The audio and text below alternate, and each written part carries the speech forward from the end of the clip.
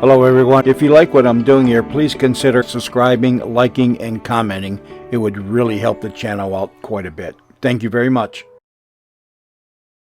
News Radio 78, WBBM, Chicago. The CBS Radio Mystery Theater presents...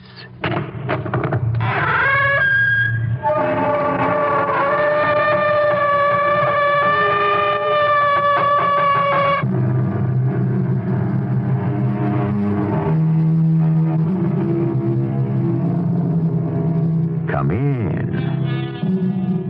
Welcome. I'm E.G. Marshall. The soul is imperishable, and so is its every fragment. Every delight makes its mark upon it. Every show of love colors it. Each pleasure leaves an impression. Likewise, all wounds, all shocks, even small cuts, scratches, and abrasions, all are preserved in the cracks and crannies of the human spirit. The story we're about to bring you is a story of one woman's spirit and its hidden places. Just for a second there, I thought I saw him. Who? He was swimming toward me. Who was it you saw? Larry? Or was it John? Which? Or was it somebody else entirely? Who was it?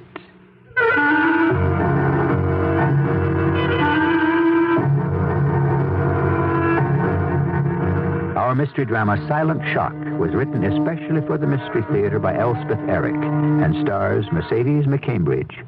It is sponsored in part by Contact, the 12-hour allergy capsule, and True Value hardware stores.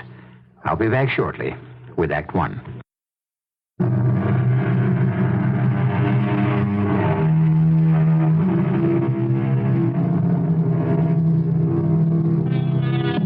No tiniest fraction of a life is lost completely. No slightest sensation, no vagrant thought, no dart of feeling, no flutter of desire dies until the life is finished forever. And for all we know, not even then. Listen now to the story called Silent Shock. Oh, yes. I was so right to take this place. I can see the ocean from every window. The ageless, the indifferent sea. Who wrote that? Somebody. The crashing of the waves on the shore, like tumbrils ricketing down old cobblestones. Hey there, that's not a bad line. Where's my notebook? Here it is. And pencil. Waves like ancient tumbrils. Oh, no. It's no good. I can't unpack my heart with words. That's Shakespeare, I think. Yes, from Hamlet. Oh, why can't I write things like that? Unpack my heart with words. I'll never write a line that I can stomach. Ooh, Lord, I'm stifling. I'm choking. I need air. Sea air. There. There. Oh, wash me clean. Fill my lungs. Cleanse my soul. Yes. There. Strongly it bears him along in swelling and limitless billows. Nothing before and nothing behind but the sky and the ocean. Samuel Taylor Coleridge. He wrote that. Oh, yes. This is the place where I can think things through, get it all straight in my head, get it all together. Isn't that what the young people say these days? Something like that, anyhow. If I were young, that's what I'd be saying. Do they know, the very young, that 30 years later they'll still be trying to get it all together? Better they don't know, or they'd give it up, because the struggle will grow tougher and harder, and they will grow weaker and wearier. Entree. Avanti. Come in. Oh, Mrs. Denham. Just thought I'd see if there's anything you need, Mrs. Gunther. Nothing, not a thing. Don't need a thing. Will you want a dress for dinner? Why should I? I've ordered fresh asparagus. Vinaigrette. Oh, then I really should dress, shouldn't I? Please yourself. Pale green, do you think, for the asparagus? Or a print for the vinaigrette? Whatever you say. No. Mrs. Denham, no. I think I'll have dinner up here. You're sure? If you have another of those charming little pink capsules. I brought you one. Oh, aren't you thoughtful? I'll get you a glass of water. Oh, Mrs. Denham, Yes, Mrs. Gunther. just how much am I paying you? What's that? How much am I paying you? Here's your water, and here's your little pink pill. Oh, thank you. Now, you're sure you don't want to dress and come down for dinner?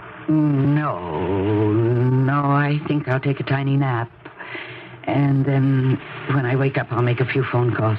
Whatever you say. You're very good to me, Miss Denham. I'm so glad you came to work for me. And I'm so glad I took this place. I'm really very happy about the whole thing. That's good. I'm glad. For once, I did something right. So often I haven't. I'll be up after a while with your dinner. Thank you, Mrs. Denham. Thank you very much. Have a nice nap. Oh, Mrs. Denham, Yes, Mrs. Gunther? do you mind my asking what's your first name? It's Harriet, Mrs. Gunther. Harriet. That's a nice, dependable name. Would you mind very much if I called you Harriet? No, I don't mind. And what's the name of the yard man? Who? The yard man, the man who works around the garden, the man who cleans the beach and drives the station wagon and all that. Oh, I believe his name is Casper. Casper Royce. Casper. Not such a dependable name. Do you think? Well, I don't know. After all, it's just a name. My name's Catherine. I know. Would you call me Catherine? If you like. Sometimes I'm called Kathy. Sometimes lately, not too often, I'm called Kate. Which do you like best? To begin with, would you call me Catherine? I know it isn't strictly proper for an employer and an employee to be on first-name basis, but, would you? Of course, if that's what you'd like. Thank you, Harriet. You're welcome. Catherine? Rest well, Catherine. Thank you, Harriet.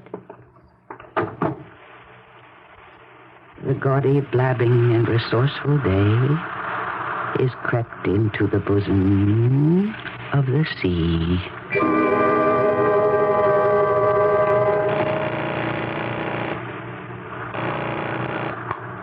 Yes? Hello? Larry, it's me. It's Kate. Oh. Oh, yes. Guess where I am. Where?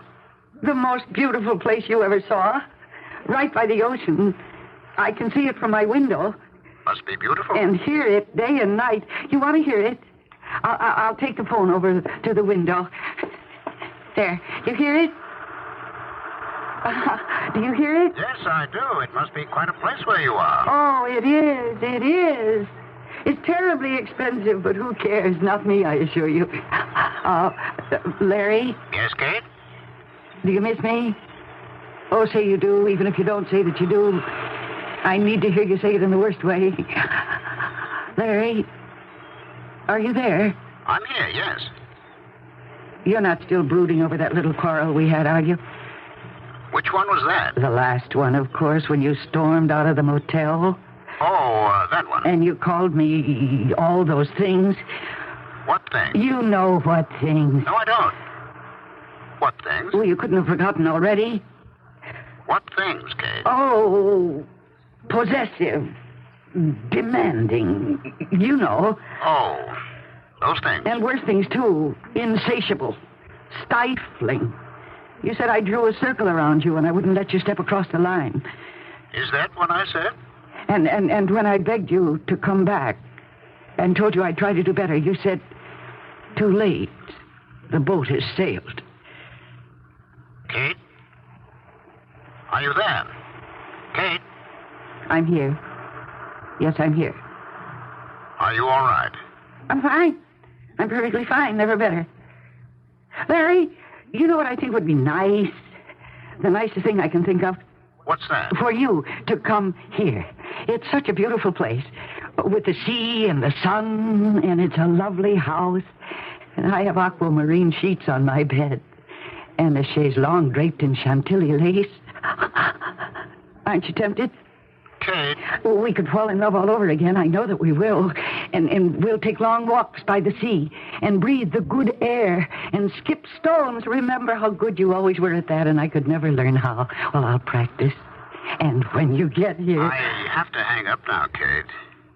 Oh, do you? I really do.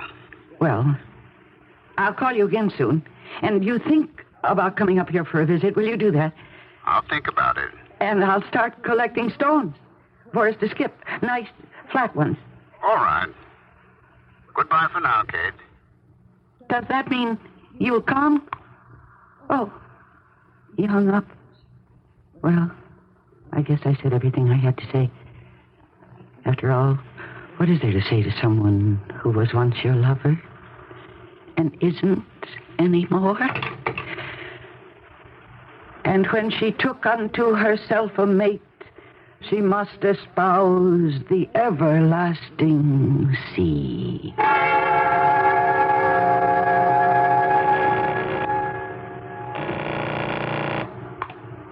Hello? John, is that you? Hello? This is Kathy, John. Oh, Kathy. How are you, Kathy? Fine. I'm just fine. That's good. How are you? Fine. John, have you forgiven me For what, Kathy? for running off with Larry? Oh, I was such a fool. John, I'd like to come back. Would you take me back? I know it's a lot to ask after what I did, but John, I'll be ever so good this time if you just take me back. It'll all be like it was before. Remember when we first got married? Remember how sweet it was? Well, it could all be like that again if you just give me another chance. Kathy. John, listen. I'll tell you what. Why don't you come up here and we'll talk about it? I've rented the loveliest place, right on the ocean. Say you'll come. I'll try, Kathy. You'll do it if you love me. Do you, John? Do you love me at all? Oh. Well, what can you expect from a cast-off husband? Not much, I guess.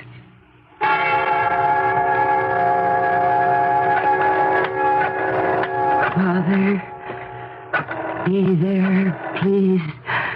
Be there. Oh, Father. Daddy, answer the phone. Daddy, please. Papa.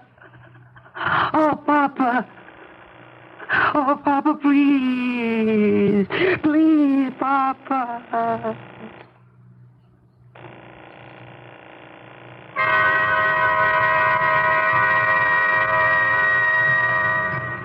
There's more asparagus.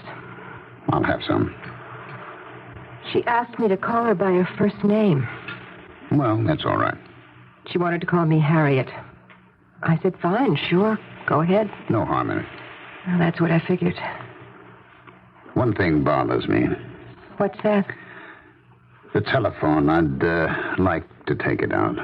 She doesn't use it much. Yeah, but when she does... It bothers you? Well, it's not that it bothers me. It's just that I can't be absolutely sure of answering it myself. No, I suppose you can't. And I can't trust anybody else to answer it. You know what I mean. Ships that pass in the night and speak each other in passing. Only a signal shown and a distant voice in the darkness. So on the ocean of life we pass and speak one another. Only a look and a voice. Then darkness again. And silence.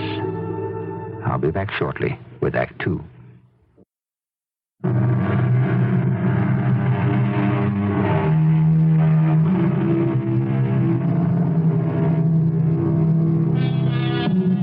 In Act 1, you were introduced to 3 people inside a house and 2 voices on a telephone. Between those inside and those outside, all during our intermission, the implacable sea has never ceased to throb.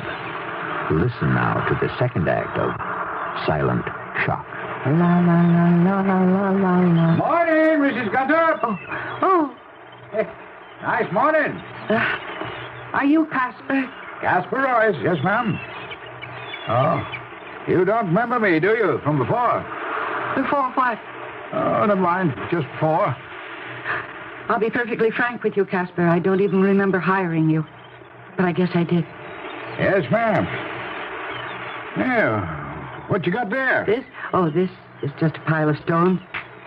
Flat stones, stones for skipping. You know, like this. Only... I can't do it. Oh, it's all the way. Hold it. I used to know somebody who could do it. I thought he might be coming to see me. That's why I collected all these stones. Well, I see somebody coming down the beach. You think maybe... I don't know. It could be, I guess. Well, I'd better get on with my work. You're doing a very good job here, Casper. I wish to commend you for it. Thank you, ma'am. I appreciate that. La, la, la, la, la, la. Hello. How are you? Hello, Larry. You mind if I sit down? If you want to, Oh, I do. then by all means do. That's quite a pile of stones you got there. Why did you come here, Larry? Didn't you want me to? More than anything. That's what I thought. Only, Only one. now that you're here, I don't want you here. Why is that? Because I don't love you anymore. You don't? Not at all.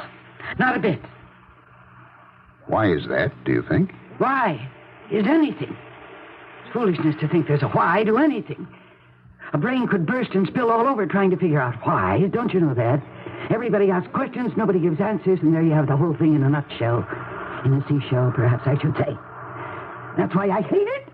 I hate it. Hate what, Kate? The ocean. The damned ocean. I thought you loved the ocean, Kate. Well, I don't. What's that poem? What are the lines? I have no memory anymore, and my memory used to be the best thing I had.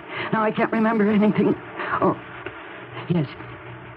An ocean is forever asking questions and writing them aloud along the shore. And that's true. That's so true.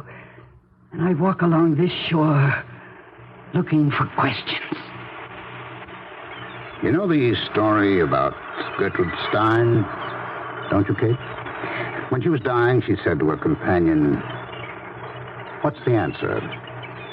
And when her companion shook her head, Miss Stein said, "All right, then. What's the question?"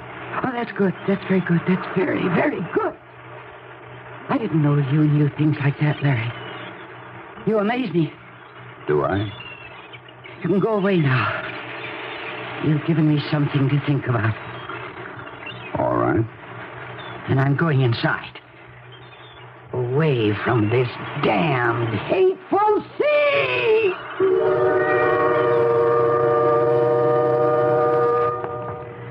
Any progress? I think so. Some. She came in for lunch.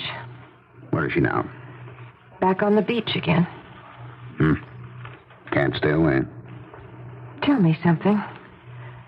Do you really think it's worth it? Oh, yes. Definitely. Yes. It's taking such a long time, such a lot of work. That's all right. And lately, such expense. Never mind. It's all going to be worth it. The rewards will be tremendous. So just hang in there, Harriet.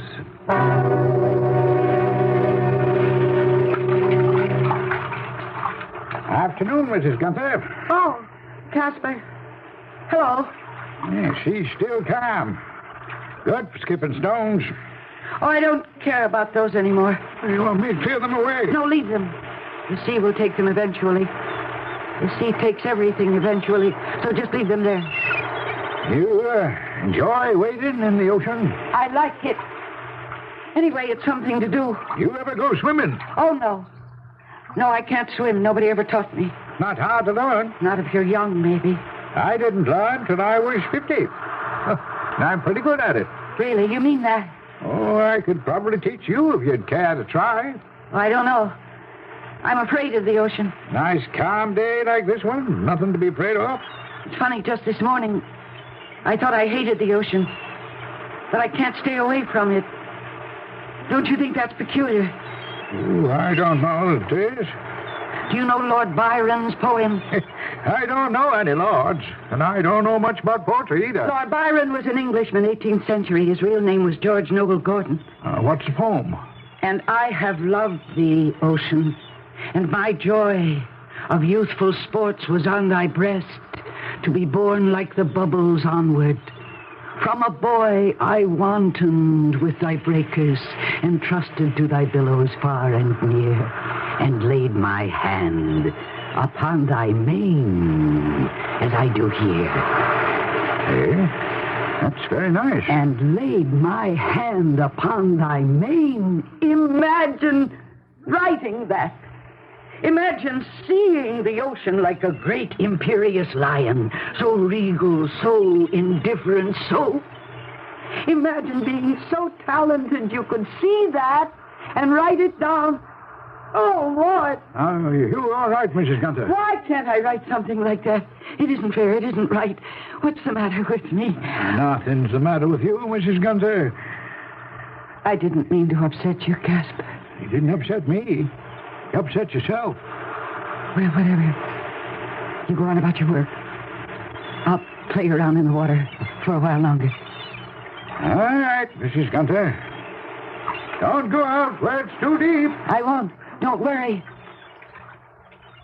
Entrusted to thy billows far and near, and lay my hand upon thy mane, as I do here. Hello. Hello? What do you want? Just to talk to you, that's all. I don't know what we have to say to each other, John. I thought there might be something. I thought there might be too when I called you, but now I don't think there's anything. What made you change your mind? The way I've been feeling lately. Tell me about it, Catherine. Don't you dare call me Catherine. Don't you dare! You never called me Catherine, never, so don't start now. I'm sorry. I have never given you permission to call me Catherine, never. Kathy, that's okay, that's all right, but never Catherine. Is that understood, John? I said I was sorry, Kathy. There's a fog rising, I think. Yes, it looks that way. Maybe we should go inside. Pretty soon the foghorns will start up. Do you see what I see? I don't know. What do you see, Kathy? A ship. A big ship. I don't see any ship. You never saw any of the things that I saw. What do you mean by that, Kathy? It's terrible to see things that other people don't see. Yes, I can imagine. Yes, it is a ship. A big white ship. Far out. Way far out. I don't see it. The fog, probably. I can see it through the fog. That's the difference between you and me. I can see through fog and you can't. You only see what's right in front of your face. Yes, you could be right. Probably right, anyway. I am completely right. Well, maybe I'd better leave, Kathy. Maybe you'd better. In fact, I'm sure you'd better.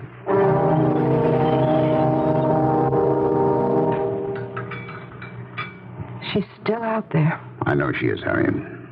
I thought you'd come in for dinner. Couldn't I go get her? Leave her alone. It'll be dark in a few minutes. It's getting chilly. There's a fog coming up. Don't you think No, so? I do not think. Just leave her alone. I hope you know what you're doing. I hope so, too. Because she certainly doesn't know what she's doing. Don't be too sure of that. You mean she does? In a way. In a way. Just leave her alone.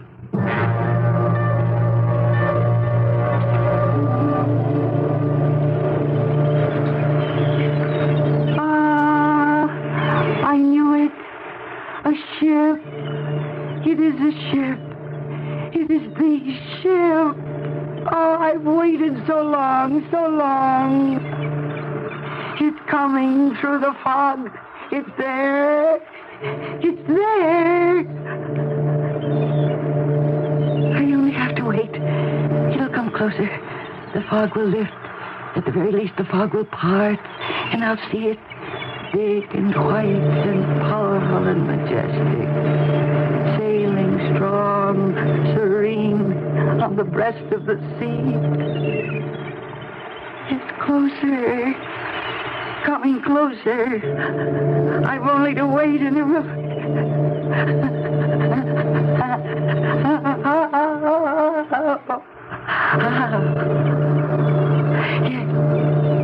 Yes, it's coming in. It's coming into me. It's coming straight to me. To my arms. Straight to my arms. Oh, beautiful. Father, I'm here. I'm here. Father, I'm right here.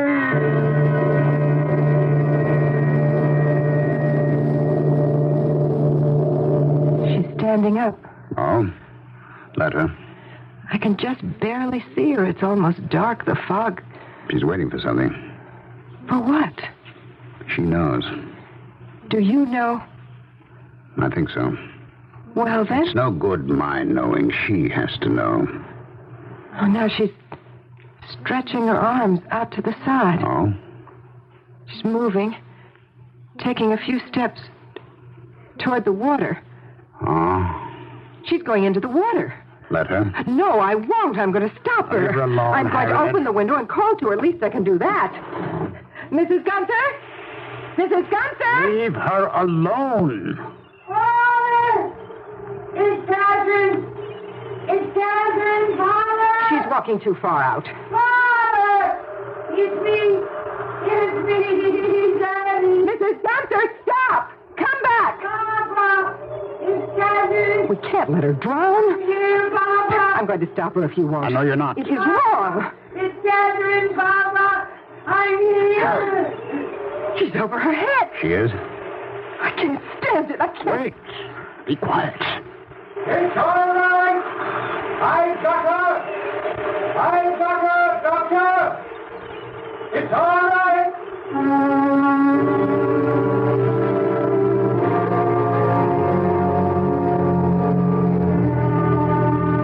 Probably no writer in English knew the sea better than Joseph Conrad. Yet, these are his words. The sea never changes, and its works, for all the talk of men, are wrapped in mystery. We shall return presently with the final act of Silent Shock.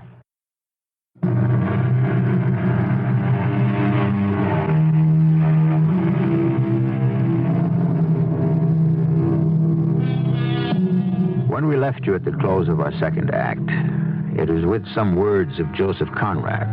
As we begin the final act of our drama, we think it fitting to quote the great Polish writer again. I have known the sea too long to believe in its respect for decency. Yes. Come in. Oh. Hello, Doctor. How are you feeling? All right, I think. Strange. But I'm all right. No cold or sniffles or anything like that? Should I have? Well, you weren't in the water very long. Casper pulled you out. Oh, yes, Casper. Imagine I didn't used to think I could trust him. Awful of me. Tell me about feeling strange. Well, I feel as though I've been through a lot. Well, that's very true. You have been through a lot. Did Larry come here? Did I see Larry? In a way, you did. And John, did he come here? And did I see him? In a way, yes. What happened to them? You sent them away. But I asked them to come. Why would I send them away? Once they got here, you found you had nothing to say to them. They weren't really here, were they? Not really. Well, that all depends on what you mean by really. You mean it's all in my mind? That's silly, Doctor. That's not so silly as you might think. Mrs. Gunther, I have something to tell you. It may come as a surprise, even a shock, but I have to tell you. Your father is here. My father? He didn't let us know he was coming. He simply showed up at the house this morning quite unexpectedly. He came on the boat last night. No. Yes, he did. He did. I was right. He was on the big white ship I saw out in the ocean. And that's why I walked into the water. He was on that big white ship. No, Mrs. Gunther. He came on an airplane. Are you lying to me? Have I ever lied to you? Well, there's always a first time for a lie. Not between you and me. There can be no lies between us. Do you want to see your father? Why, of course I do. Of course I do. Now, don't answer too quickly. Think about it. I don't have to think about it. I've waited so long all my life. I walked into the ocean. Why wouldn't I want to see my father? All right. If you're sure. But I am sure. You'll have a little time to think about it. I don't need any time. I want to see him now. No. I have to talk to him first. After I've talked to him, then you can see him. All right? I guess so. He's downstairs now, waiting for me. When I've talked to him, I'll send him up here. No, don't do that. No? Change your mind? I don't want to see him up here. Tell him I'll be down by the ocean. Tell him to come down there. If that's the way you want it. That's the way I want it. By the edge of the sea. Tell him I'll be waiting. I'll tell him. Oh, Mrs. Gunther, you like poetry, don't you? Poetry is my passion. Then let me quote you something from Catullus. The Roman poet. Yes. Catullus wrote in one of his most beautiful odes, I hate and I love. Why do I do so, perhaps you ask? I do not know. But I feel it, and I am in torment.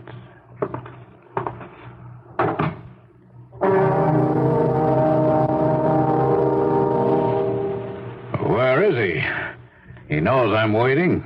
I think he's with your daughter. He'll be here shortly. I haven't got all day. Oh, you're the doctor? Yes, I am.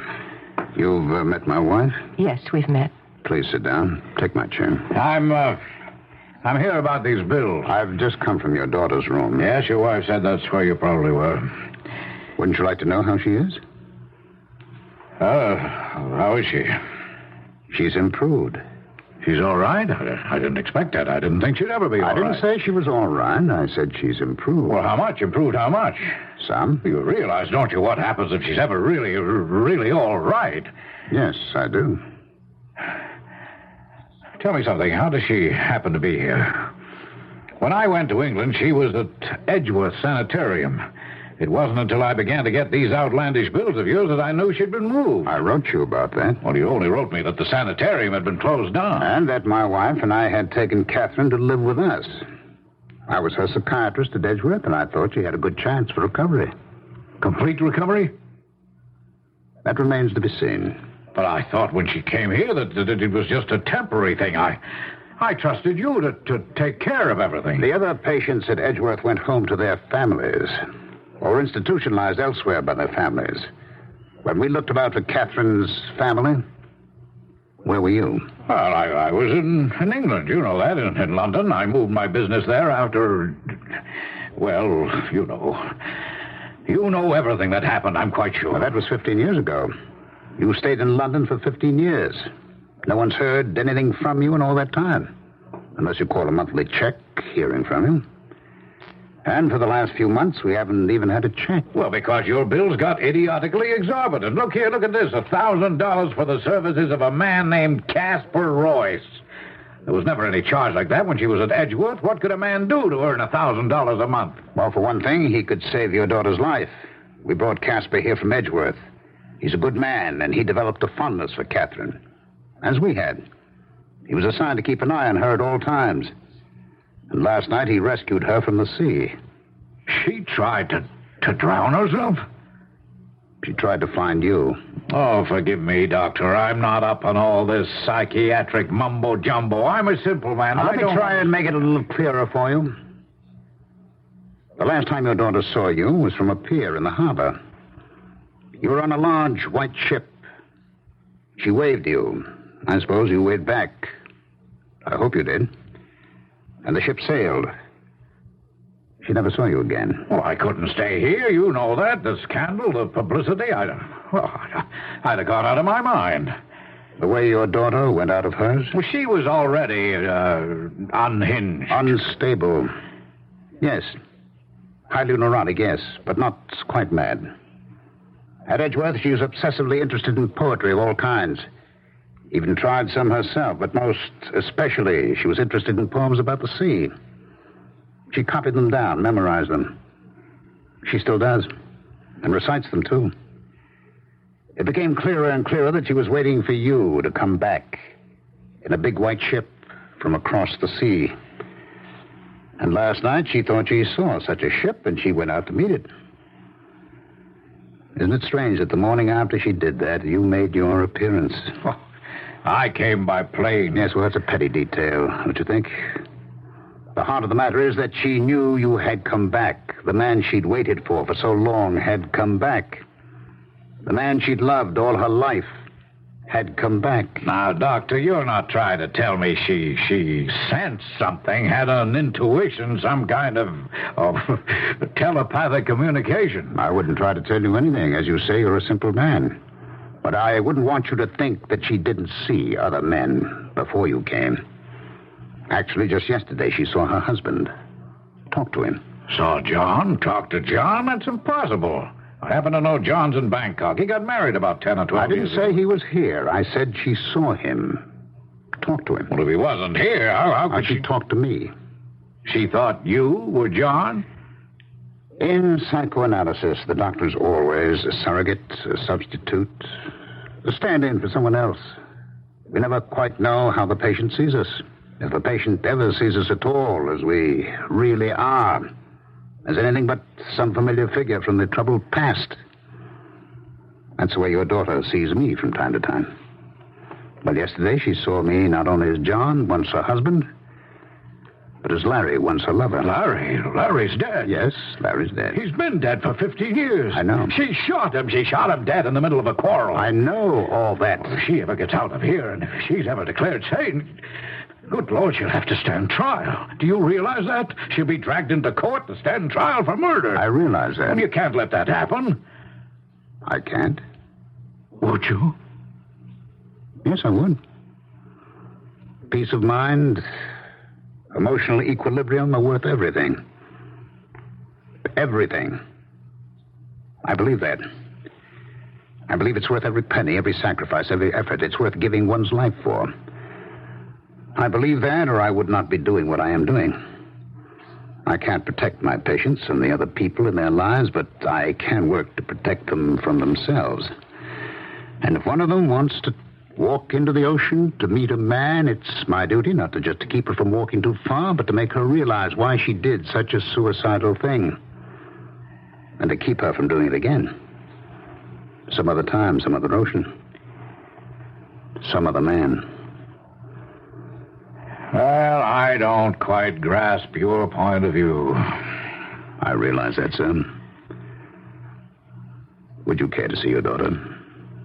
Oh, I suppose I ought to. It's entirely up to you. She wants to see you.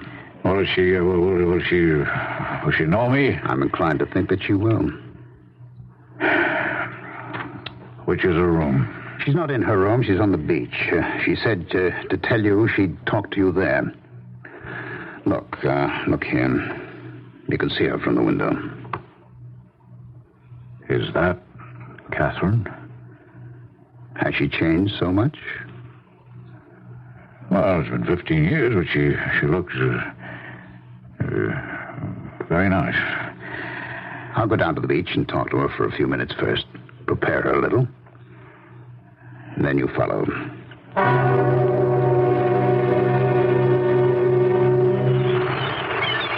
Mrs. Gunther? Yes, Doctor. It's a beautiful day, isn't it? Where is he? He'll be along in a minute or two. That's quite a pile of stones you've collected there. Well, these, yes. I wanted to learn how to skip them over the water, but I'm no good at it. How does he look? Older, but you'll recognize him. It's been a very long time. Yes. There he is now, coming along the beach. Is that my father? I told you he'd changed. Yes, he has. A little. More than you have. How do I look? Do I look, pretty? Very pretty. Well, that's good. I want him to like me. Catherine? That's my father. That's Daddy. Catherine, my dear. My papa. Damn him! Damn him! Get away! Get back! You're a traitor, a deserter, you're a betrayer, you're foul, you're a monster! Go back! Get out! Now put down the stones, Mrs. Get out! Go away! Go back! Go back! Oh, stop! Oh, stop it, Mrs. Dudley. You're stoning the man. Stop it! Stop it! He left me. He went away, and he left me when I needed him the most. I loved him, and he left me. My father, and he left me. It's all right. It's all right. He's gone. It's all right now. I hate him. I know. I want him dead. I understand. And tomorrow we'll talk it all out. Right now, let's walk back to the house. That's it. Remember what Catullus wrote? I hate, and I love, and I am in torment.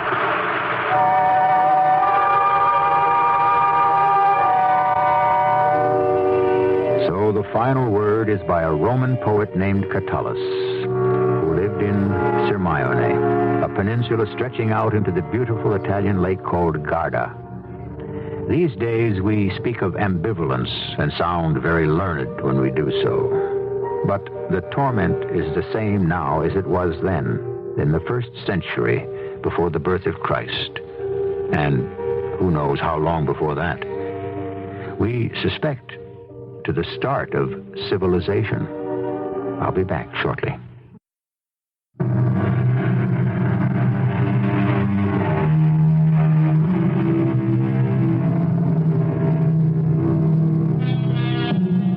Our play is finished, and it's time to leave.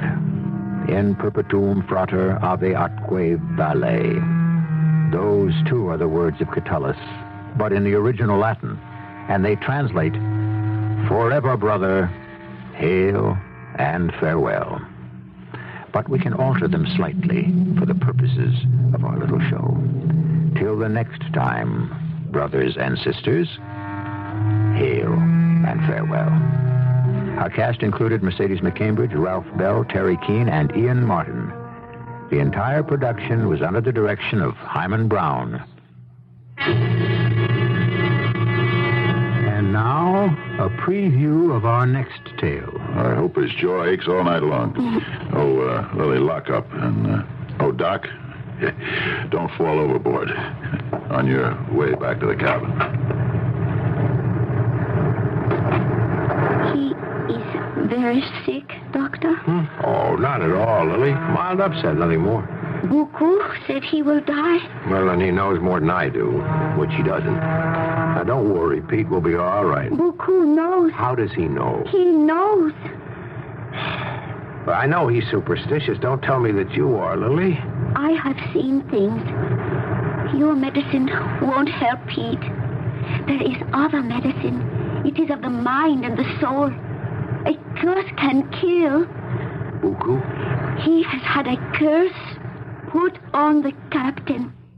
Radio Mystery Theater was sponsored in part by Buick Motor Division.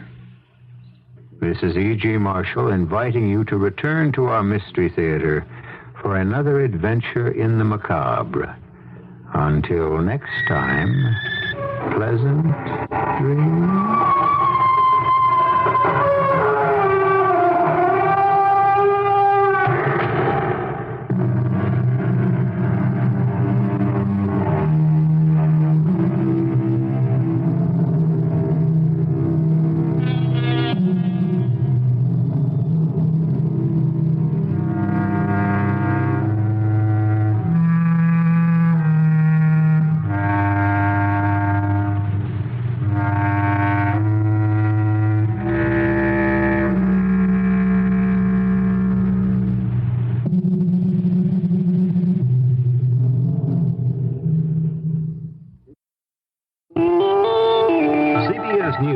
President Carter and Panamanian leader Omar Torrijos Wednesday night signed those documents turning over the Panama Canal at the end of the century. This is Doug Poling reporting on the CBS radio network. Mr. Carter told a crowd of some 27 Western Hemisphere leaders and representatives that the new treaty proposals are a sign of mutual respect and cooperation. Outside, about 2,000 demonstrators gathered, most of them protesting Mr. Carter's dealings with Torrijos and other Latin American leaders, others against the Canal Treaty. Some Americans in Panama lamented the new agreements. David Dow has a report from the Canal Zone. While many Panamanians joyfully watched the Canal Treaty signing ceremony via live television, nearly 1,000 Americans in the Panama Canal Zone were holding a candlelight mourning procession. The Americans, some of 12,000 who live and work in the zone, were mourning what they believe will be the passing of freedoms in the zone if and when Panama gains control of it. They carried signs saying, "The Great Giveaway," "Impeach Carter," and "Carter is selling out to a dictator," a reference to Panama's leader, General Omar Torrijos. One speaker said that ratification of the treaty would guarantee that Torrijos would stay in power until the end of the century. They sang the Star-Spangled Banner and placed candles on a monument to General George Goethals, often called the builder of the canal. So far, there's been no mass exodus of zone residents since the treaty agreement. The treaty would allow most U.S. workers to retain their jobs, but many vow they'll leave before living under Panamanian laws, and some talk of a protest strike. David Dow, CBS News, in the Panama Canal Zone. More news in a moment. CBS was born in 1927, and what a family of talent it brought to life. We invite you to a 3-hour gala, CBS Radio at 50, an autobiography and sound, with CBS News correspondent Walter Cronkite as anchorman. You'll hear from or about the great comics like Jack Benny and Burns and Allen, Orson Welles of Martian fame, Benny Goodman, sports with Ted Husing, and much, much more. Don't miss CBS Radio at 50, Sunday, September 18th on the CBS Radio Network. Voters in Dane County, Wisconsin, Wednesday removed controversial Judge Archie Simonson from the bench. Simonson was forced into the recall election after refusing to send a young convicted rapist to jail and saying the youth was reacting normally to suggestive women's attire and moral permissiveness. With 125 out of 137 precincts in, Mariah Kruger, the only woman in the six-way race, was ahead of Simonson by 7,300 votes.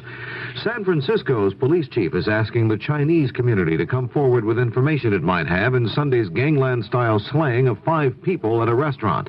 A report from Jim Hamlin of station KCBS in San Francisco. Chief Charles Gaines says San Francisco has the same kind of Chinese youth gang problem that exists in Toronto, Vancouver, Chicago, Boston, Seattle, Portland, and Los Angeles, and significantly in New York City. Part of the blame, he says, lies with the business community. We have not gotten the top leaders to stand up publicly and condemn the gangsterism and the extortions. They have not. And they have a responsibility, in my judgment, to do so. Gaines said some business leaders may even be the ones running the gangs, which he said are without doubt pawns manipulated by adults for purposes of extortion and vice operations. Jim Hamlin for CBS News, San Francisco. An editorial in Thursday's Washington Post calls for the resignation of Budget Director Burt Lance. The Post says Lance's resignation is inevitable, that the only real question is when and after how much delay, purchased at what cost to President Carter. Now this. Foreign Minister Park Kong-jin of South Korea says his nation will refuse to force businessman Tongsin Park to return to the United States to face charges of attempting to bribe members of Congress. The State Department said Wednesday it would be in Korea's best interest to see that Park returns to face the charges. A tropical depression in the Atlantic off the North Carolina coast is gaining strength. Forecasters say it is moving slightly away from the coast. The National Hurricane Center says conditions are right for it to become a tropical storm. Doug Poling, CBS News. News Radio 78, WBBM, Chicago. Good evening, everyone. This is Alan Bickley on